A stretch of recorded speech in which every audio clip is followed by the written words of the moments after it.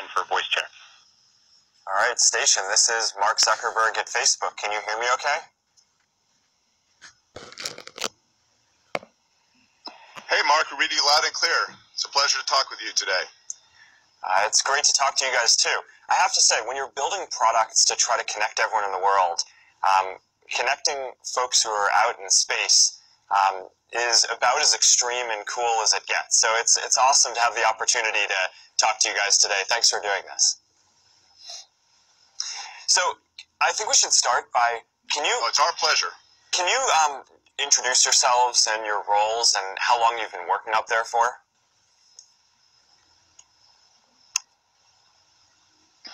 Yeah, sure. My name is Tim Coper. I'm the commander of the International Space Station for Expedition 47. Tim Peake and I arrived on the 15th of December, and we've been working up here for about 169 days. What a great place to work and live. And Tim Peake is one of our flight engineers. Jeff Williams is a flight engineer as well, just arrived a couple of months ago. And this is his fourth flight in space, third time on the space station, so a great person to have on board. This is my second flight, Tim's first flight here, and we have 3 cosmonauts on board too that are at the other end of station that make our complement of a 6-person crew. Nice. So let's start with a couple of questions here about the science that you're doing on board the space station. So what kind of research are you doing in space that we can't do anywhere else?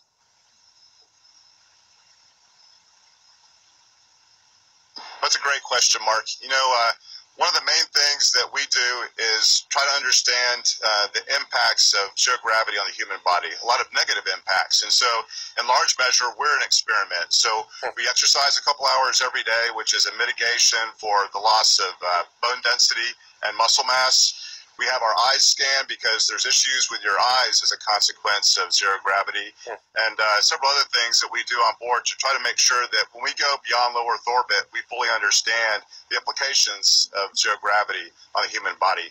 But well beyond that, we do lots of basic research up here as well, because when you remove the gravity component to a lot of physical phenomena, you learn a lot of things. So we have physical science experiments that range from combustion to fluid flow, to microbiology, and so we're learning a ton, and we expect that to pay dividends long term in terms of benefit for our planet.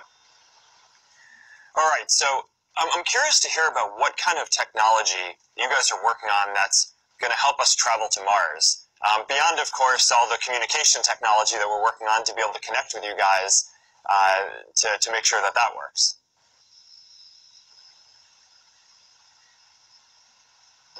Well, I think in general, the ISS program is a big achievement in terms of the path to future exploration. I mean, just building and running and maintaining logistically, learning how to operate it day to day and for the long term, for years to come, all of that's going to support future exploration no matter where we go.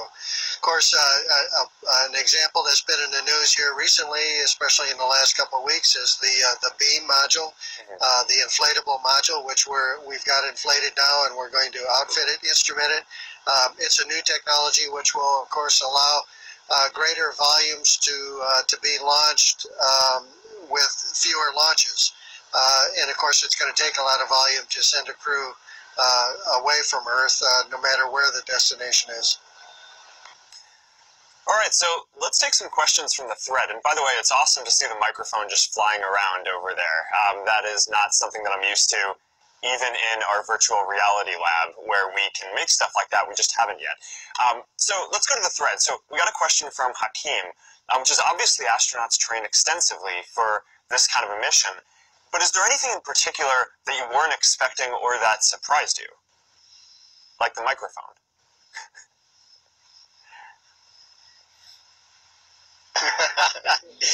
Yeah, that's a good question. And for myself, as a rookie astronaut on my first flight, there were so many new experiences. You know, the training is phenomenal, and we have a wonderful training team all around the world in all of our international partner sites.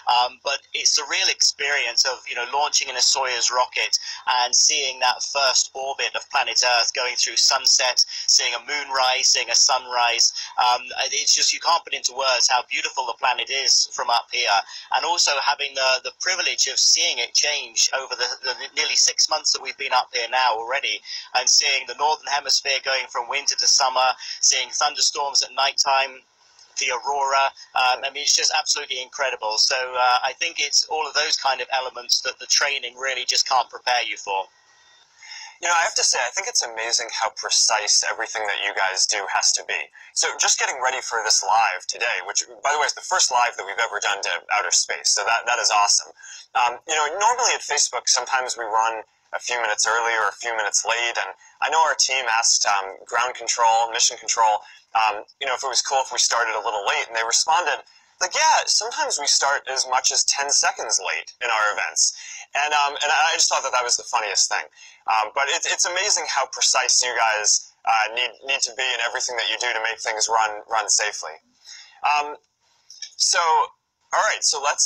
So what's the next question that we should go to? We on the thread, Martha has written in. My second grade students in Florida, she's a teacher, want to know, how do you talk to each other if you're all from different countries and speak different languages?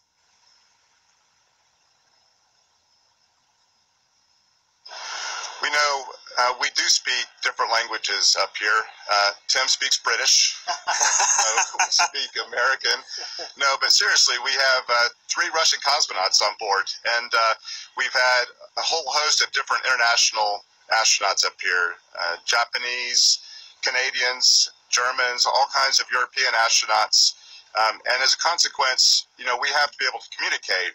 But typically when we do our training, if it's German or Japanese or Canadian or American training, we speak English. When we go to Russia, we speak in Russian. And so we all speak Russian to varying degrees of skill level. Our Russian cosmonaut friends speak English very well. And so when we get together, typically on board, you know, we'll speak either Russian or English or maybe Ruslish, a combination of both. But it's very important for us to communicate. And in fact, that's probably the biggest aspect of our job up here, is to make sure that everybody is on board and synchronized. Just like you said, it's important to be on time and to have things done well, but that's all done through effective communication. And that's really done by us knowing each other's languages, at least Russian and English, well enough that we can train in both those different environments. Very impressive. So in addition to being top scientists and in great shape and very precise operationally, you also need to be linguists. So let's go to another question on the thread, which is a little more fun, is do food and drinks taste differently in space?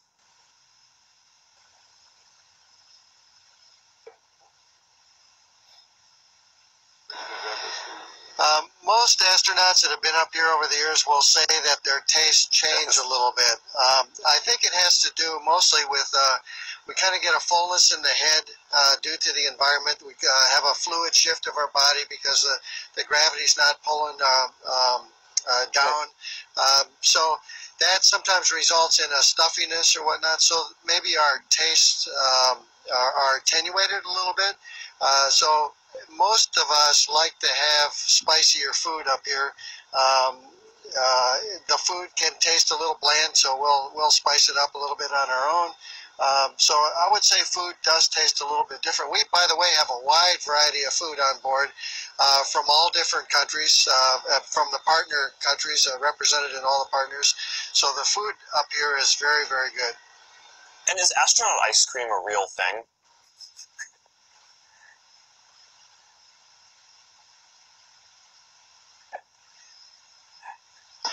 We know that astronaut ice cream that you buy in the gift store, that powdery stuff, yeah, that's not real. But we've had ice cream on board. When SpaceX came up, they delivered a bunch of ice cream in a freezer, so that's been quite the treat. I think we're down to our last few bars. We're trying to ration it. So that's the real ice cream, and that's quite a treat up here. Awesome. All right, so I want to make sure that we get back to our live community, because this is the first chance that we've had to stream live to space. So Rob has a question, which is, what advice can you give aspiring explorers like me regarding how you got to be where you are today on board the International Space Station?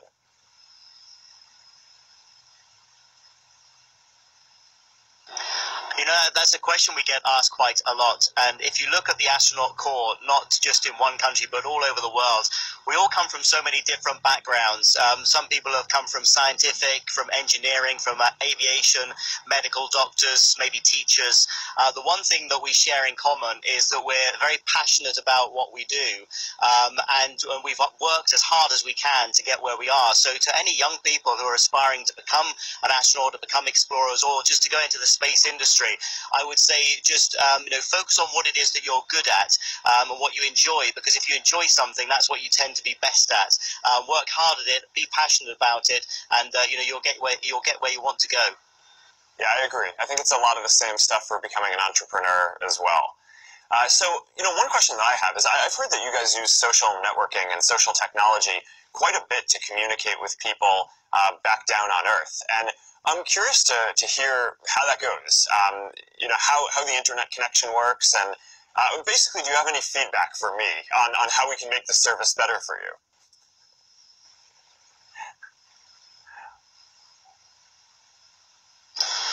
Social media is a really nice way to reach your friends and family from up here.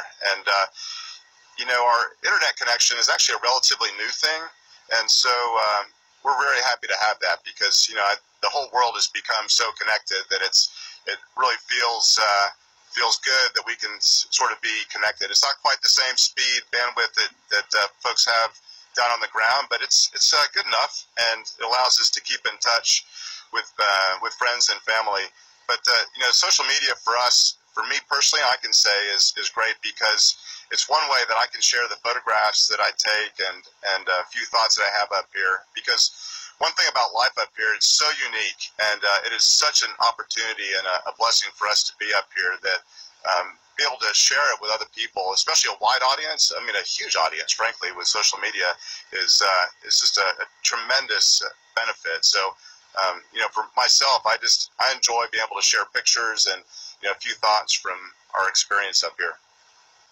Yeah, well, I love following the photos as well myself. So, what do you guys do for fun when you're out in a zero gravity environment? I mean, what's the most fun thing that you've found to do that you didn't expect?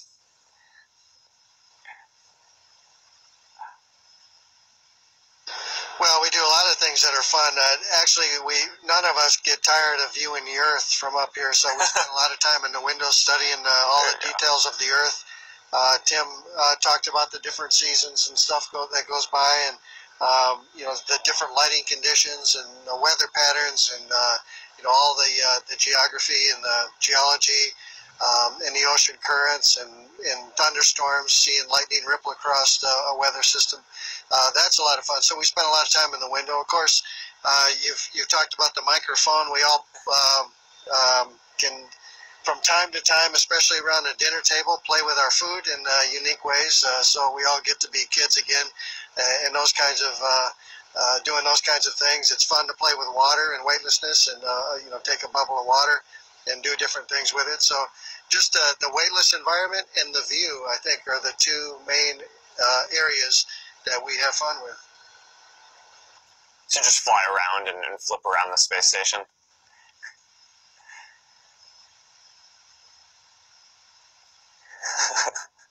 There you go. That's what I was looking for. All right. So, going back to a science question for a bit, thank you guys for doing that, by the way. I think it would not have been a complete first live to space without some astronauts flipping around in zero gravity. So going back to science for a second, and you were talking about how a lot of this is on the human in space. What's the longest period that any astronaut has remained in space? And what are the experiments that are being conducted geared towards future longer space travel and exploration?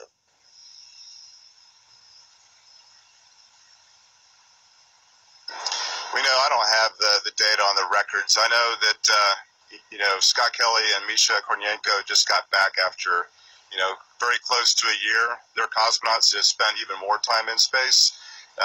Cumulatively, I think the records will continue to be broken. Cumulatively, like Jeff, this being his third long duration space flight. So, number of days overall is extremely high. I mean, it's really impressive that the human body can endure such long periods in space, especially repeatedly. But a lot of the experiments we're doing up here really directly relate to those long duration missions that will take us beyond low Earth orbit, because we have to make sure that we maintain our bone density and muscle mass, that our eyes are in good shape. And those are three areas that we're very, very proactive in, and we have to be, right? Because we're up here for half a year at a time. We just had an astronaut and a cosmonaut here for close to a year. And so those are the kinds of experiments that are really going to lend themselves to us understanding what it takes to go much farther. And so it's going to be a step-by-step process. And, you know, science is not necessarily a linear process where you learn things in a very linear fashion. It's going to be breakthroughs. It's going to be a lot of time spent trying to understand these phenomena. And you know, eventually we'll get there. I think we've made so many strides as a consequence of the International Space Station, and I think we'll continue to. All right. I think we probably have time for one more question.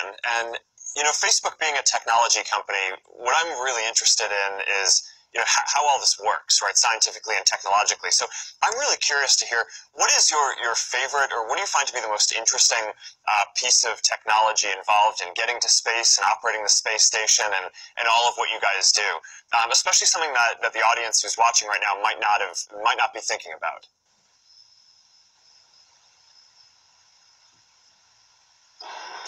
Wow, you know, that's an interesting question, because actually some of the most exciting parts of this mission have been the very basic technology. For example, the Soyuz rocket, which hasn't changed much since the 60s, but I can tell you that was a fairly exciting way to enter Earth's orbit.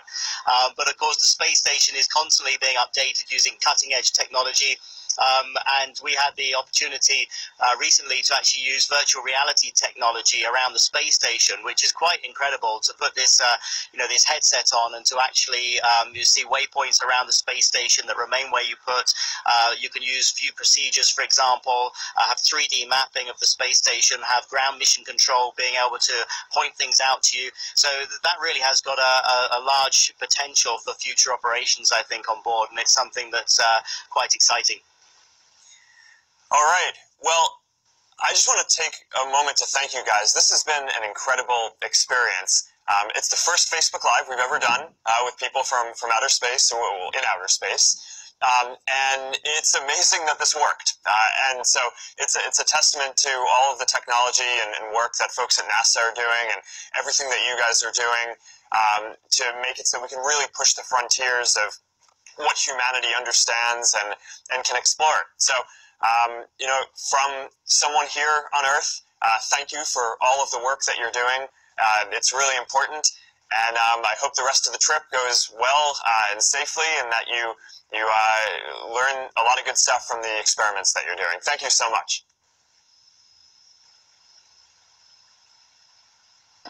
Thank you, Mark. It's been a pleasure talking with you. Take care. Station, this is Houston ACR. That concludes the event. Thank you.